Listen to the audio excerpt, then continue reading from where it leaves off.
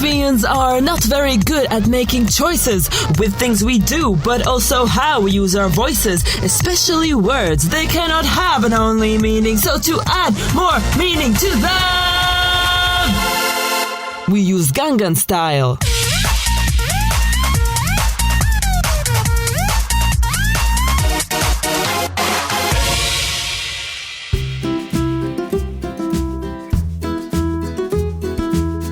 Sveiki and welcome back to your irregular Latvian lesson. Many of you have been asking me about the word gun. It seems the internet is not very helpful in understanding what does this word mean and how do Latvians use it. Well, today you shall be answered. Officially, gun is a cyclist, a conjunction. But as many of you notice, it seems that you can stick gun in anywhere in a sentence without any strict rules. That is why the irregular Latvian dictionary also classifies this word as chameleon emphasizer word, judgement word, and the foundation of Latvian who-carism. Let's start with the least complicated, the double gun. In a sentence, the combination gun X, gun Y is how Latvians say both X and Y. It's how we connect two or more adjectives or nouns or other words that have the same function in a sentence. For example, gan nejauks, gan muļķis is how you say that somebody is both mean and a fool. But as we all know, negative traits usually come in groups, so luckily with gun you can list them endlessly using the same word. Gan nejauks, mean, gan muļķis, a fool, gan iedomīgs, stuck up, gan nepieklājīgs, impolite, gan nepatīkams, unpleasant, and so on. But if you're put on the spot with a tricky question, you can save yourself by saying gan jā, gan nē, both yes and no, and then proceed to explain how the situation is very, very complex and you cannot give a definite answer. So by the end of your explanation, hopefully gan vilks paēdis, gan kaza dzīva, both the wolf has eaten and the goat is alive, which is how Latvians say, whew, disaster avoided. Whew. Some more cyclist functions include lai gan and kaut gan, which are Latvian equivalents of the English although. Lai gan Latvia is a small country, it is a mighty country. Or, kaut gan Latvian is on a diet, he will never say no to cielaviņa cake. Moving on, gun is not a gun, but it could be used as one because it is so loaded with emotional tone. Here we move into the irregular Latvian territory, so just like with the almighty nu, the tone of the voice and the facial expression is very important in conveying the meaning of gun. This first use of irregular gun is important to teach your kids so that they can hold their own in playground debates. The base model of child argumentation in English is not versus is to. In Latvian, nav gan versus ir gan. So much more powerful than simply nav un ir, especially when said in the right tone, which is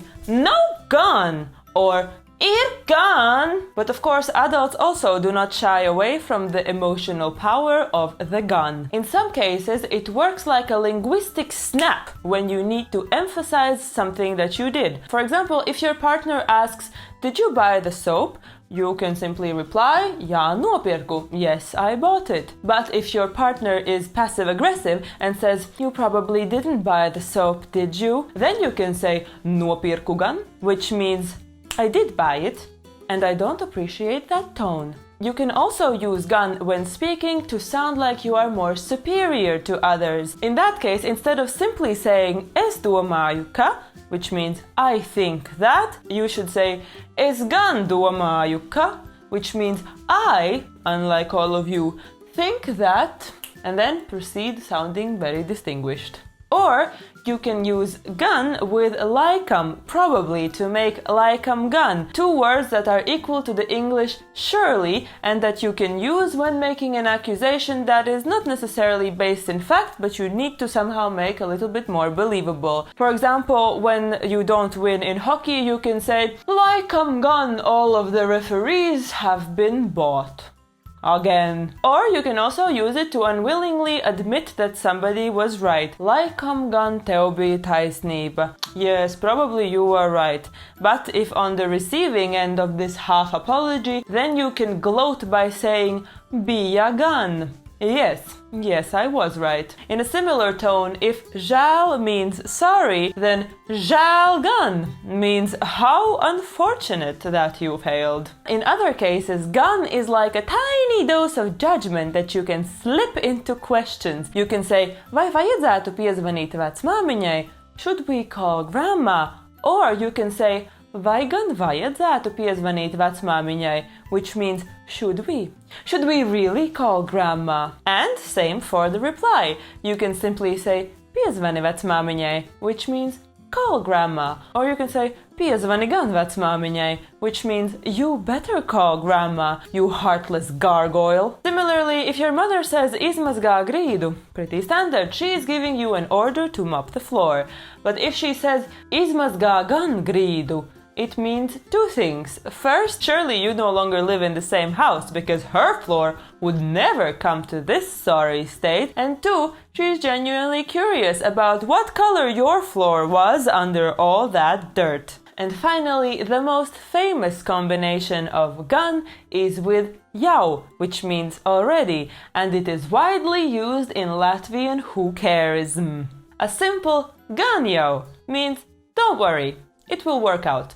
It will be fine. An energetic gan jau means you have done everything that you could, we are already proud of you, and we are just sure that you will succeed. The extremely famous gan jau means hello, this is my laziness speaking, which has taken over my entire life at this point. But add a verb and gan jau will make that verb more probable. For example, in these two very popular sentences that together are responsible for all the Latvian scandals involving construction. If salabot means to fix, then gan jau salabos means sooner or later somebody will fix it. And if pamanīt means to notice, then gan jau nepamanīs means they probably won't even notice it.